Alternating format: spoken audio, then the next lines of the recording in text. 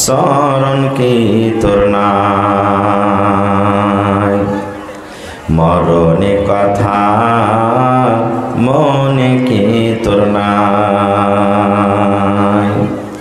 মরণে কথা স্মরণ কি তোর নাই রে মুমিন ভাই, মরণে কথা স্মরণ কি তোর নাই।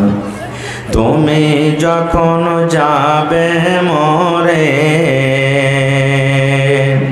তুমি যখন যাবে মরে, নিয়ে যাবে খাটে করে, রেখে দিবে মাটির বিছানায় রে মুমিন ভাই, মরণে কথা স্মরণ কি তোর নাই, মরণে কথা মনে কি তোর নাই রে মুমিন ভাই, মরণে কথা স্মরণ কি তোর নাই। মাল ধন পয়সা করে,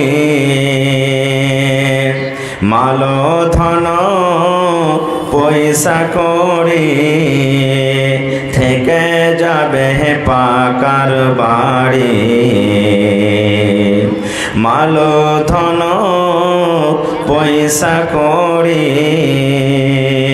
থেকে যাবে দালান বাড়ি, কিছুই তোমার কাজে আসবে না রে মুমিন ভাই, মরণে কথা স্মরণ কি তোর নাই, মরণে কথা মনে কি তোর নাই রে মুমিন ভাই, মরণে কথা স্মরণ কি তোর নাই। নারে তাকবীর। আজকে জলসা যোগ্যতময় শ্রদ্ধেয় সভাপতি সাহেব, উপস্থিত উলামায়ে কেরাম, সামনে বসে থাকা ইসলাম দরদি দিন দরদি ভাই বাবাজিরা, পর্দানসীন মায়েরা খালারা, সমস্ত তারিফ ও গুণগান সেই মহান আল্লাহ তাবারাক ওয়া তাআলার জন্য, যে মহান আল্লাহ তাবারাক ওয়া তাআলা আজকে আমাদেরকে এই ঠান্ডার মৌসুমে শীতের রাত্রি নরম গরম বিছানাকে ত্যাগ করে এই জালসার পিন্ডালের তলাতে বসে বলার ও শোনার তৌফিক দিয়েছেন। তাই আমরা সে আল্লাহ তাবারাক ওয়া তাআলার প্রশংসা করি, অন্তর থেকে মহাব্বতের সাথে সকলেই পড়েন আলহামদুলিল্লাহ। একটু মুখ খুলে জোর করে পড়বেন ভাই আলহামদুলিল্লাহ। তারপর আমাদের শেষ নবী হযরত মুহাম্মদুর রাসূলুল্লাহ পড়েন সাল্লাল্লাহু আলাইহি ওয়াসাল্লামের পর অগণন দরুদ শরীফ শান্তির ধারা বর্ষিত হোক আমিন। আল্লাহুম্মা সাল্লি আলাইহি আল্লাহুম্মা বারিক আলাইহি। একটু আপনারা সামনে ফাঁকাটা ভর্তি হয়ে যান ভাই, যার সামনে যেটা ফাঁকা আছে ফাঁকাটা ভর্তি হয়ে যান। আর এইদিকে যারা দাঁড় হয়ে আছেন ভাই এদিকে চলে এসেন, এদিকে আসেন বা সামনে বসেন, চলে এসেন ভাই মেহরবানি করে। যারা এটা দিনী মজলিসে দাঁড় হয়ে শুনবেন, এটা আদবের খেলাল। যারা দাঁড় হয়ে আছেন একটু মেহরবানি করে বসে যান। মাশাআল্লাহ। ভাই আমার, আজকে আমি আপনাদের সামনে আল্লাহর কিতাব কোরআন মাজিদের দু জায়গা থেকে দুখানা আয়াত তেলাওয়াত করেছি, সাথে সাথে আল্লাহর নবী মুহাম্মদ সাল্লাল্লাহু আলাইহি ওয়াসাল্লামের একটা হাদিস পড়েছি। সে আয়াত এবং হাদিসকে সামনে রেখে আমরা হলাম শেষ নবী মুহাম্মদ সাল্লাল্লাহু আলাইহি ওয়াসাল্লামের উম্মত। সেই নবীর প্রতি আমাদেরকে মহব্বত ভালোবাসা কতটুকু করতে হবে, আমরা কিভাবে করি, নবীকে ভালোবাসলে আমাদের ফল কি হবে, না ভালোবাসলে ঠিকানা কোথায় হবে, শর্ট টাইমে আপনাদের সামনে কিছু কথা বলবো। আমার সময় আছে 10টা পর্যন্ত। আল্লাহ যেন আমাকে ভালোভাবে বলার, আপনাদেরকে শোনার এবং সাথে সাথে আমাদের সকলকে যেন আমল করার তৌফিক দেন। পড়ুন আল্লাহুম্মা আমিন। আজকে জালসা শুনতে এসেছেন ভাই, কিছু নিয়ে যাব বলে এসেছেন নাকি? জালসা শুনতে এসেছেন আপনারা নাকি? জোরে বলেন, একটু কথা বলবেন। জালসা শুনতে এসেছেন? জি না, এটা ভুল কথা। জালসা শুনতে আসেন, ওয়াজ শুনতে এসেছেন। কি শুনতে এসেছেন? জালসা শব্দের মানে হলো বসা। জালসা কথাটার মানে হলো বসা। তো বসা শুনতে এসেছেন আপনারা? জি, আপনারা ওয়াজ শুনতে এসেছেন, তো বসবেন তাহলে তো ওয়াজ শুনতে পারবেন ভাই। জি দেখেন, আল্লাহ তাবারাক ওয়া তাআলা মানুষের চোখ কেন দিয়েছে বলেন তো? একটু জোরে বলবে। আমি যতক্ষণ থাকবো স্টেজে আপনাকে কথা বলতে হবে দেখার জন্য। হাত কেন দিয়েছেন? কাজ করার জন্য, খাওয়ার জন্য নাকি? পা কেন দিয়েছেন আল্লাহ? জোরে বলেন। হাঁটার জন্য, চলার জন্য।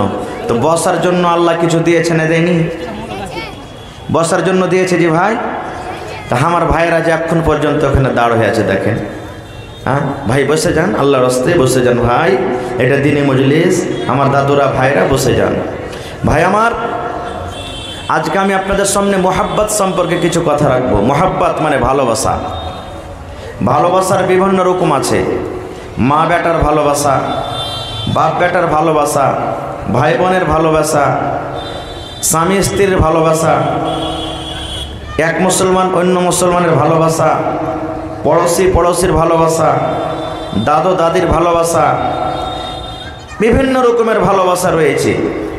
কিন্তু সমস্ত ভালোবাসা থেকে আমাদেরকে একজনকে ভালোবাসতে হবে, যাতে করে আল্লাহ তাবারাক ওয়া তাআলা আমাদেরকে জান্নাত দান করবেন। যদি আমরা তাকে ভালোবাসি, আল্লাহ আমাদেরকে ভালোবাসবেন। আর আল্লাহ যাকে ভালোবাসবেন তার ঠিকানা জান্নাত হবে না জাহান্নামে। জোরে বলেন। মুখে খানি টেনি ভরা আছে নাকি ভাই? বেয়াদবি মাফ করবেন, একটু কথা বলবেন আমার সাথে। আল্লাহ যাকে ভালোবাসবেন তার জায়গা কোথায় হবে? জান্নাতের ভিতরে হবে। মাশাআল্লাহ, এরকমভাবে কথা বলবেন। সেই লোকটার নাম কি বলতে পারবেন? নবী মুহাম্মদ সাল্লাল্লাহু আলাইহি সাল্লাম। মাশাআল্লাহ, দেখেন বুঝে ফেলেছেন, নবী মুহাম্মদ সাল্লাল্লাহু আলাইহি সাল্লাম। ভাই যতক্ষণ থাকবেন ভালোভাবে শুনবেন, আর চেষ্টা করবেন যে আজকে জালসা শুনে মৌলানা যে 1-1.5 ঘন্টা থাকবে তা আমি একটাও হাদিস কিংবা কোরআনের কথা নিয়ে যাবো বেঁধে, তাহলে জালসা শুনে লাভ হবে।